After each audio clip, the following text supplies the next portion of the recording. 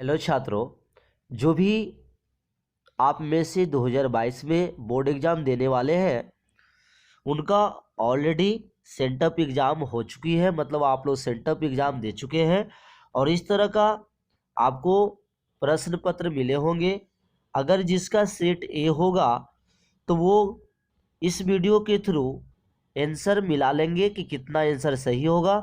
और इस प्रश्न पत्र को बताने का मेरा मेन मकसद यह है कि इस टाइप का क्वेश्चन आपको रिवाइज कर लेना है, जो कि आपको बोर्ड एग्जाम में भी पूछ सकता है और 100% आपका पूछने का चांस है। ठीक है, और इस तरह के आपको पेपर से देखने से आपको पता चल जाएगा कि किस लेवल का किस तरह का तैयारी आप करेंगे तो अच्छे मार्क्स आ सकते हैं।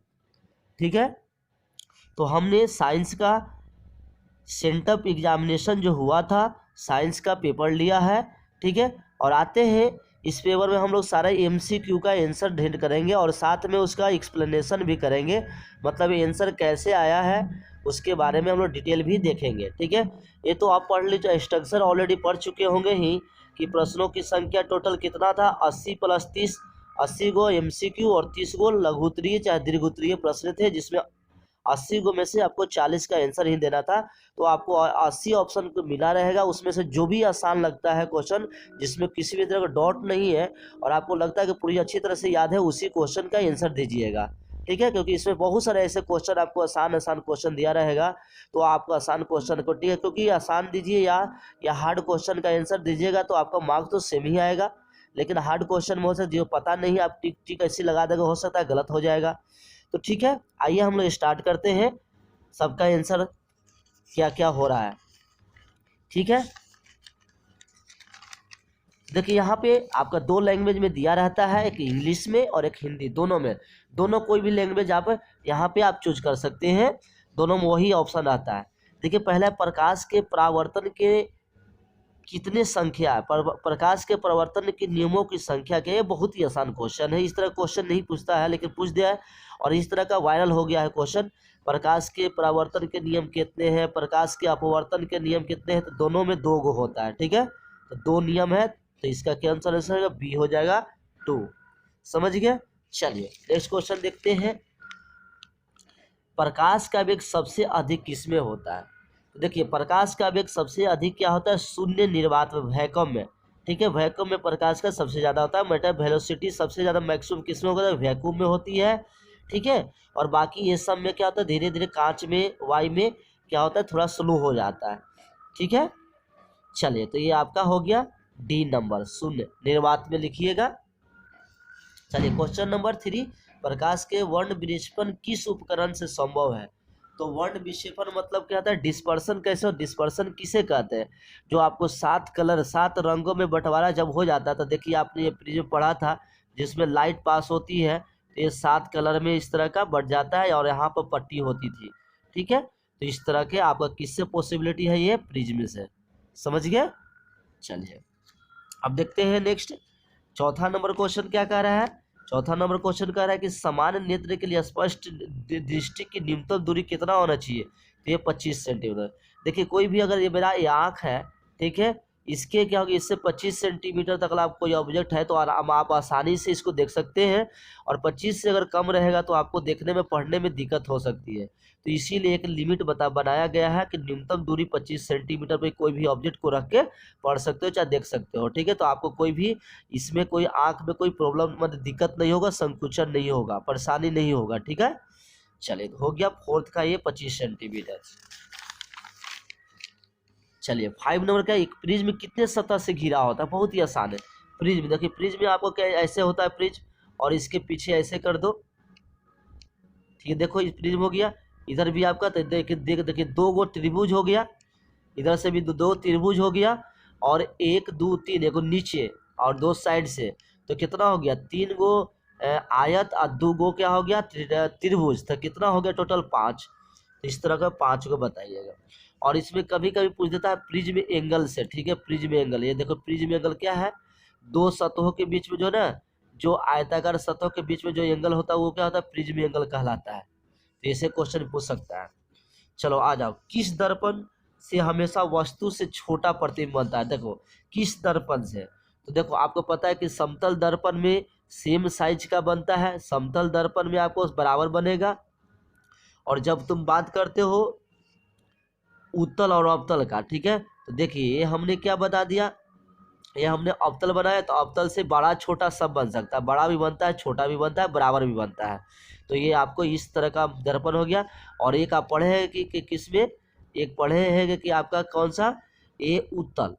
तो उत्तल में उत्तल में क्या होता है, उत्तल में आपको टोटल का टोटल इमेज कैसा बनता है, टोटल का इमेज अब छोटा बनेगा, हमेशा ऑब्जेक्ट वस्तु से छोटा बनता है। तो कौन सा ऑप्शन हो गया, बी, जिसको इंग्लिश में कन्वेक्स कहते हैं। चलो ठीक है, नेक्स्ट देखो, विद्युत विभव है, बता रहा है कि अदिश है कि सदिश है कि अदिश दोनों है। तो देखो पहले अदिश और सदिश किसे कहते हैं बताओ। अदिश और सदिश क्या, देखो अदिश क्या होता है, जिसमें खाली मान होता है, और सदिश किसे को, जिसमें मान के साथ दिशा और मान, देख रहे हैं ना, जिसमें दिशा और प्लस क्या मान, माने परिणाम, परिमाण भी होता है, चाहे परिणाम कहो, मतलब मैग्नीट्यूड और डायरेक्शन दोनों होगा, तो उसको क्या बोलेंगे, सदिश बोलेंगे। तो विद्युत विभव जो होता है, आपको पता है भी बराबर क्या होता है, विद्युत विभव बराबर कार्य बटा क्या होता है, चार्ज। कार्य बटा क्या होता है, ये चार्ज मतलब आवेश होता है ना। तो बताओ ये क्या होता है, आप बताए कि तुमको क्या वर्क, कार्य क्या होता है, कार्य है आपका स्केलर अदिश राशि है, और चार्ज भी अदिश राशि है। तो देखो अदिश राशि हो गया, तो इसलिए क्या हो गया, विद्युत विभव भी अदिश राशि होता है। तो ये हो जाएगा, मतलब ये स्केलर क्वांटिटी लगा देना, ठीक। साइड मिरर के रूप में क्या होता है, देखो गाड़ी, जो गाड़ी ये है, तो गाड़ी के साइड मिरर में कौन सा मिरर होता है, तो ये तो बहुत बार पढ़ चुके हैं, ये आपका उत्तल दर्पण का यूज होता है, कन्वेक्स मिरर का। जब प्रकाश की किरण हवा से कांच में प्रवेश करती तो वो किरण किधर मुड़ जाएगी, देखो प्रकाश कहाँ से घुस रहा है, देखो ये एयर है, एयर से किस में घुस रहा है, एयर से कांच में, कांच में घुसेगा तो देखो यहाँ पहले हल्का है, सिंबल समझो कि हल्का से भारी में घुस रहा है, मतलब सघन, ये क्या है, विरल से सघन माध्यम में जब घुसेगा तो देखो यहाँ पर अभिलंब डालोगे तो अभिलंब की तरफ क्या मुड़ जाएगा, अभिलंब की तरफ मुड़ जाएगा, इसको जाना चाहिए था ऐसे, लेकिन इधर थोड़ा सा मुड़ जा, बेंड कर जाएगा, तो किधर अभिलंब के निकट आ जाएगा, समझ में आ रहा है। और यही जब कहता तो कांच से जब हवा में जाता तो अभिलंब से क्या दूर होता, मतलब कहने का मतलब सघन से किस में, सघन से विरल में जाएगा तो अभिलंब से दूर हो जाएगा, और विरल से सघन में आएगा तो अभिलंब की तरफ मुड़ जाएगा। समझ में आ रहा है, थोड़ा टाइम लगेगा, वीडियो लंबा बन सकता है, लेकिन आप लोग के लिए बहुत ही बेनिफिशियल है, क्योंकि इससे रिलेटेड जो भी क्वेश्चन पूछा जाएगा मैं समझा दे रहा हूँ, ठीक है। चलो आ जाओ नेक्स्ट क्वेश्चन, नेक्स्ट क्वेश्चन ये देख लिया, चुंबकीय क्षेत्र का एसआई मात्रक क्या है, चुंबकीय क्षेत्र का एसआई मात्रक, तो इसका अगर टेस्ला होता है, क्या होता है, टेस्ला, ठीक है, जिसका सिंबल टेस्ला याद रख लेना। चलो समानांतर क्रम में जुड़े दो प्रतिरोधों को प्रतिरोध R1 दे, देखो समानांतर क्रम में क्या होता है, देखो इस तरह का समानांतर क्रम में होता है, जिसका सबका स्टार्टिंग एक बिंदु से होता है और समाप्त भी दूसरा बिंदु पर होता है, तो ये R1 R2 इस तरह का आपका क्या होता है, ये समानांतर श्रेणी हो गया। तो इस तरह का जब होता है तो इसका समतुल्य, इसको हटा के एक प्रतिरोध लगाना है, ठीक है, जिसको आरपी, समानांतर में आरपी कहते हैं। तो आरपी जब होता है इसको सोल्व करोगे तो लिखते हो 1/RP बराबर 1/R1 प्लस 1/R2, ठीक है। तो इसका क्या होता है, इसको सोल्व करेगा तो आरपी जो हो जाएगा R1 गुने R2 बटा R1 प्लस R2, ये होता है, समझ गया। तो कौन सा ऑप्शन है, देखो ये सी नंबर आपका सही हो जाएगा। इस पे आपका क्वेश्चन भी दे सकता है कि दो प्रतिरोध को पैरेलल में जोड़ा गया तो उसका समतुल्य प्रतिरोध निकालिए, तो इस फार्मूला से यूज करके लगा देना, समझ गया। आज सीरीज में जब रहता तो क्या करता, सीरीज मतलब श्रेणी क्रम में रहता तो क्या करता, श्रेणी क्रम में सिंपल समतुल्य प्रतिरोध जो होता है सब जितना भी प्रतिरोध है सबको जोड़ देना, हो जाएगा। चलो नेक्स्ट देखते हैं 12 नंबर, जूल पर कूलम को क्या, अभी बताया मैंने, जूल पर कूलम को, जूल क्या है, कार्य का, देखो कार्य बटा नीचे कूलम किसका है, आवेश, तो कार्य बता आवेश को अभी बताया विद्युत विभव, क्या बताया अभी, विद्युत विभव, ठीक है। तो विद्युत विभव का क्या होता है, ऐसा मात्रक क्या होता है, वोल्ट होता है, तो यहाँ पर वोल्ट हो जाएगा, समझ गया। दूरदृष्टि दोष वाला नहीं तो साफ साफ देख सकता है, देखो दूरदृष्टि वाला दोष दूर की वस्तु को देखता है लेकिन निकट की वस्तु को देखता नहीं है, जस्ट उसका उल्टा बताओ, निकट दृष्टि दोष में निकट का देखेगा दूर का नहीं देखेगा। चलो हमारे घरों में विद्युत आपूर्ति की जाती है, देखो 220 वोल्ट होता है, लेकिन यहाँ समझना है कि डिश धारा मतलब कि ये डायरेक्ट करंट होता है कि एसी करंट होता है। तो हमारा क्या होता है, एसी करंट होता है, ध्यान देना 220 वोल्ट एसी करंट, समझ गया। चलो और एक और कभी कभी पूछता है कि हमारे इंडिया में कितना फ्रीक्वेंसी का होता है, कितना आवृत्ति का आपका करंट होता है, तो ये 50 फ्रीक्वेंसी का, ठीक है, 50 हर्ट्ज का ये पूछता है, ये भी ध्यान रखना। चलो नेक्स्ट क्वेश्चन देखते हैं। लघु पतन के समय विद्युत धारा का मान कर, लघु पतन में शॉर्ट सर्किट, शॉर्ट सर्किट में क्या होता है, जब दो नंगा तार अगर रहेगा जब सट जाएगा तो शॉर्ट सर्किट हो जाएगा। तो शॉर्ट सर्किट में करंट में तार में जो होता है, तार में जो हो जाएगा करंट का मान बहुत ज़्यादा बढ़ जाएगा, बहुत ज़्यादा करंट का मान बढ़ जाएगा। इसी तरीके को लिखा बहुत अधिक हो जाता है विद्युत धारा का मान, समझ गया। बिजली का सुचालक कौन, बताओ इसमें सुचालक कौन होगा, मिट्टी का तेल, कागज, शुष्क नहीं, तो इसमें सुचालक कौन हो सकता है, ग्रेफाइट। आपको पता है ग्रेफाइट क्या होता है, कंडक्टर होता है ना। चलो ठीक है, अब आ जाओ क्षारीय विलय का पीएच मान क्या होता है। देखो यहाँ पीएच मान 1 से 14, आपको 1 से यहाँ पर 14 तक, 0 से लेके 14 तक आपको दिया रहता है ना यहाँ पे। तो आपका जिसका 7 होता है उसको उदासीन कहते हैं, 7 का इधर जो भी होता है 7 से ज़्यादा जिसका भी पीएच मान होगा वो क्या हो जाएगा, क्षारीय हो जाएगा। तो क्षारीय यहाँ पर क्या हो गया, 7 से अधिक, समझ गया। चलो निम्न से कौन विजातीय यौगिक है, विजातीय मतलब ऑड कंपाउंड कौन है। देखो चूना पत्थर, खड़िया, संगमर, ये सब क्या होता है, ये आपको इनऑर्गेनिक है। और ये आपका क्या प्लास्टर ऑफ पेरिस क्या होता है, देखो CaOCl2 ये अलग है, ठीक है, ये सॉल्ट है, सॉल्ट के कैटेगरी में आता है। सॉरी ये आपका इनऑर्गेनिक भी हो सकता है, ये भी इनऑर्गेनिक हो सकता है, ठीक है, लेकिन आपको ये अलग प्लास्टर ऑफ पेरिस आपका सॉल्ट अलग है। ये आपका ये ऑप्शन नंबर डी आंसर है। चलो बेकिंग सोडा, एक देखो इस तरह का बेकिंग सोडा, वाशिंग सोडा और कास्टिक सोडा, ये सब याद रखना। कास्टिक सोडा का फॉर्मूला क्या होता है बताओ, कास्टिक सोडा का फॉर्मूला होता है NaOH, समझ रहे हो, ठीक है। उसके बाद बेकिंग सोडा NaHCO3 होता है। और एक और कौन हो गया, वाशिंग सोडा, तो वाशिंग सोडा का क्या होगा, Na2CO3 10H2O, ये ध्यान देना, ठीक है। इस तरह का तीनों याद रह लेना। ब्लीचिंग पाउडर भी याद करना, व्यंजक चूर्ण भी याद करना, प्लास्टर ऑफ पेरिस सब का याद कर लेना, फार्मूला डायरेक्ट दिया रहेगा। उसके बाद देखो क्या है, किस हाइड्रोकार्बन में कार्बन कार्बन पर 3 अम्ल बने, तीन अम्ल से ट्रिपल बॉन्ड किस में होता है, देखो ट्रिपल बॉन्ड में होता है असंतृप्त में, ठीक है, असंतृप्त हाइड्रोकार्बन में होता है। तो ये देखो ये तीसरा होगा, ट्रिपल बॉन्ड इसमें होगा। जब इसको अरेंज करोगे तो बताओ 1 2 3 कार्बन दे दिया और 4 को हाइड्रोजन, तो एक हाइड्रोजन इधर दे दिए, देखो यहाँ पे क्या है, एक और हाइड्रोजन इसको दे दिए, ठीक है, और एक और हाइड्रोजन किसी इसको दे दिए।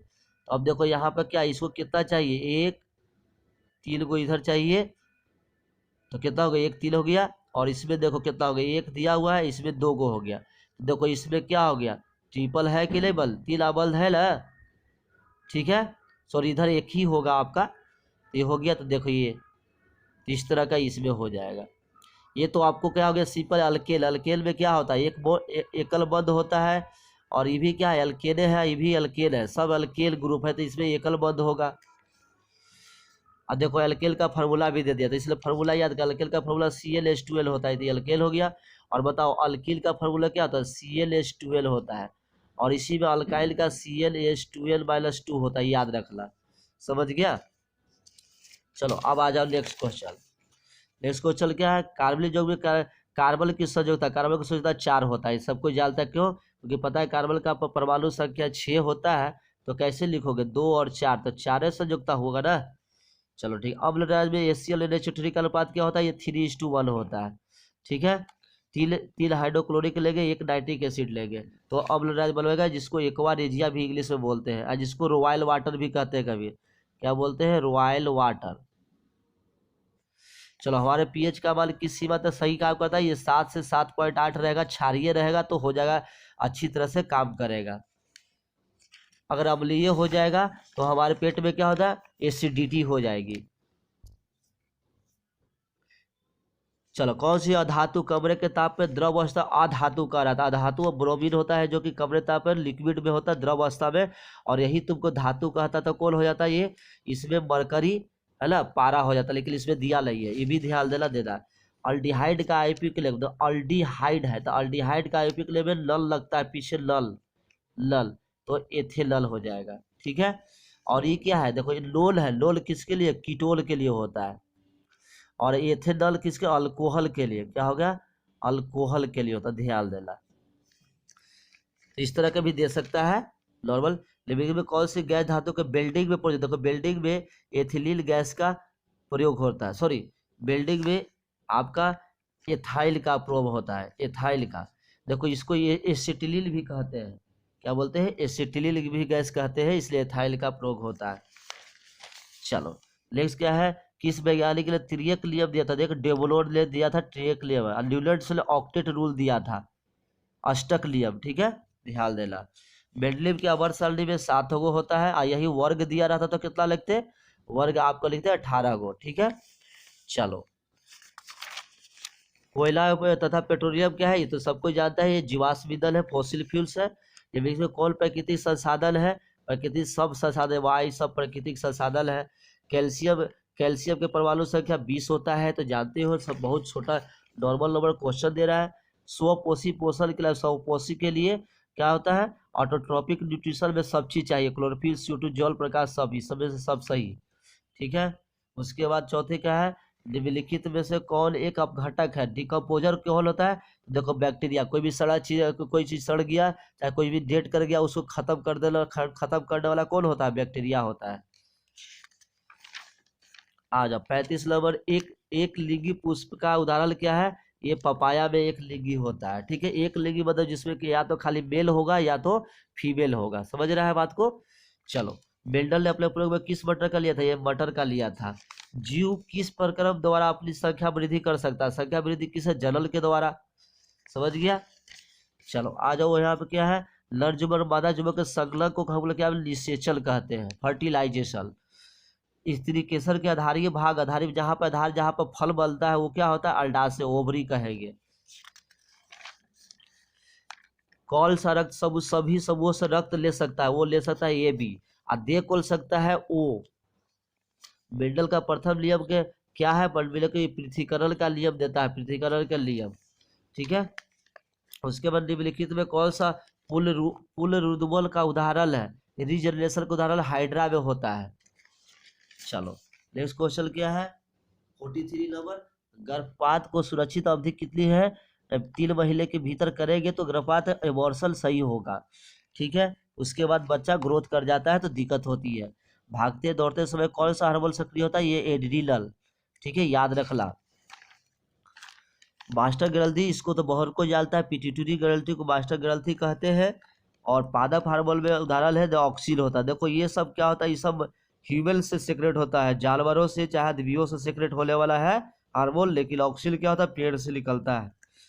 निम्नलिखित में कौन सा एंजाइम लार में पाया जाता है, ये होता है टाइलिन, जिसको हम लोग बोलते हैं एमाइलेज भी बोलते हैं, एमाइलेज, इसको एमाइलेज भी कहते थे, इसको टाइलिन, कहीं भी एमाइलेज रहेगा तो भी मार देना, टाइलिन है तो भी मार देना। ठीक है, चलो नेक्स्ट क्वेश्चन क्या है, निम्न कौन सा प्रभावी गुण, देखो प्रभावी डोमिनेट करेक्ट, प्रभावी लंबा और बौना में कौन प्रभावी होगा, ये लंबा ही होगा।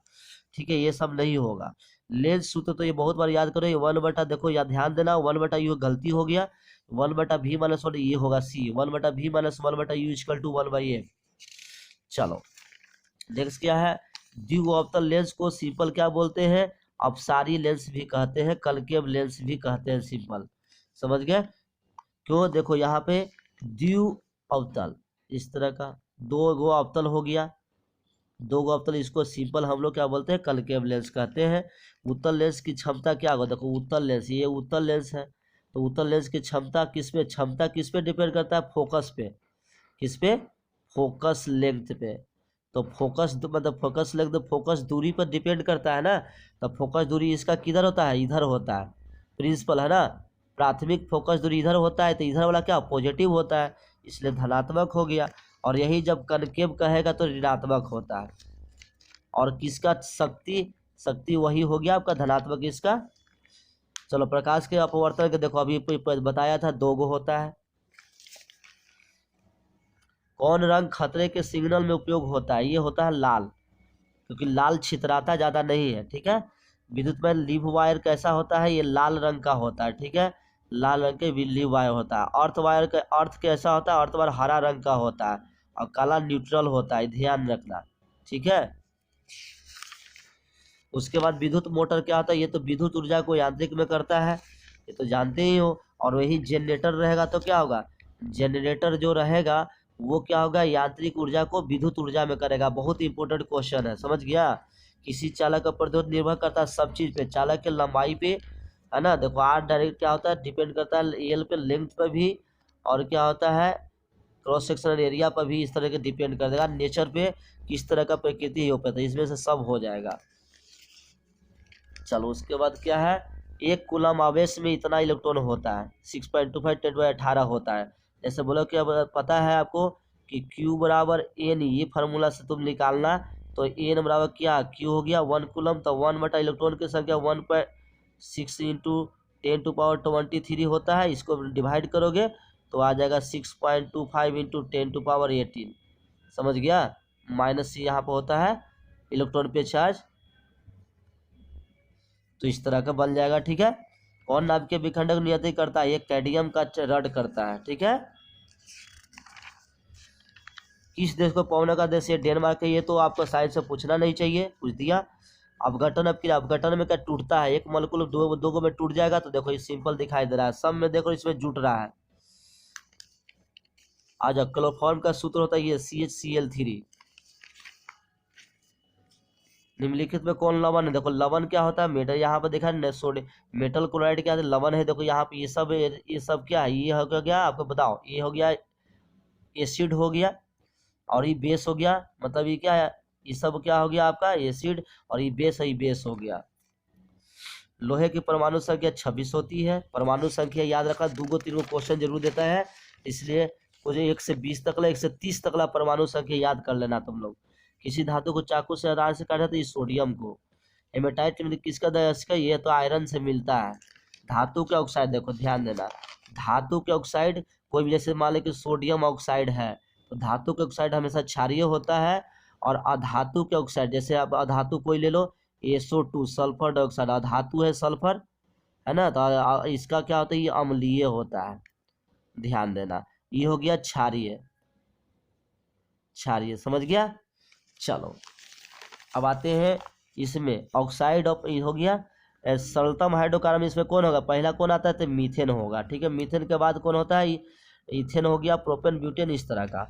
दही में कौन सा अम्ल पाया जाता है, ये लैक्टिक अम्ल। इसमें अम्ल पता कर लेना कि कहाँ दही में क्या पाया जाता है, चींटी में क्या पाया जाता है, विनेगर में क्या पाया, सिरका में क्या पाया जाता है, ये सब याद कर लेना, ठीक है। रबर एक बहुलक है आइसोप्रीन का, समझ गया। कार्बन का अपरूप है, कार्बन का हीरा, ग्रेफाइट, अपरूप, तीनों इसमें सब होता है कार्बन का अपरूप। मनुष्य में गुणसूत्रों की संख्या क्या, देखो ध्यान देना, ये जोड़ा नहीं पूछ रहा, गुणसूत्रों की संख्या क्या रहा था, 23 नहीं लगाना, 46 लगाना, ठीक है। आ जाओ उसके बाद क्या है, निम्नलिखित जो कौन उत्सर्जी अंग है, उत्सर्जी अंग आपको देखिए अग्नाशय, आंख, और नहीं तो उत्सर्जक किडनी होता है, स्केटी ऑर्गन, ठीक है। ब्री की रचनात्मक क्रियात्मक इकाई कौन होता है, ये होता है आपका नेफ्रॉन, ठीक है। चलो हो गया। अब आप क्वेश्चन देख लेते हैं। पाचन क्रिया पूर्ण होता है, ये होता है छोटी आंत में, छोटी आंत में कंप्लीट डाइजेशन हो जाता है। उच्च रक्तचाप में आपको हाइपरटेंशन होगा। एंड्रोजोन क्या है, एंड्रोजोन जो है ये आपका नर हार्मोन है, ठीक है। एस्ट्रोजोन कौन होता है, एस्ट्रोजोन फीमेल हार्मोन्स होता है। सबसे छोटी अंतःस्रावी ग्रंथि कौन है, बताओ, सबसे छोटी होता है पिट्यूटरी, ये लगा देना, ठीक है। उसके बाद पुरुष का मैथुन अंग कौन होता है, ये होता है शीशन, टेस्टिस, ठीक है। उसके बाद देखना नेक्स्ट क्वेश्चन में क्या है, 79 मनुष्य का वैज्ञानिक नाम क्या है, होमोसेपियंस। देखो यहाँ पे लेटर होमोसेपियंस ये दिखाई दे रहा है, दोनों सेम है लेकिन यहाँ लेटर बड़ा है, तो ध्यान देना। बीज पत्र का कार्य क्या है, खाद का संग्रह करना। तो इस तरह के हमने 80 क्वेश्चन को देख लिया, और साथ में देखा कि एक्सप्लेनेशन भी देखिए उससे रिलेटेड क्या क्या क्वेश्चन पूछ सकता है। तो इस तरह हमारे वीडियो पे इस तरह का आपको बोर्ड का तैयारी कराया जा रहा है। तो आप हमारे वीडियो चैनल से जुड़िए, और प्लीज़ हमारे चैनल को लाइक और सब्सक्राइब कीजिए कि आगे वाला वीडियो का आपको नोटिफिकेशन मिल जाए। और इसी तरह हमारे चैनल पर मैथ का भी सॉल्यूशन कराया जाता है, साइंस का भी कराया जाता है। और किसी भी तरह का प्रॉब्लम है, डाउट होगा, तो आप हमें कमेंट कर सकते हैं। धन्यवाद।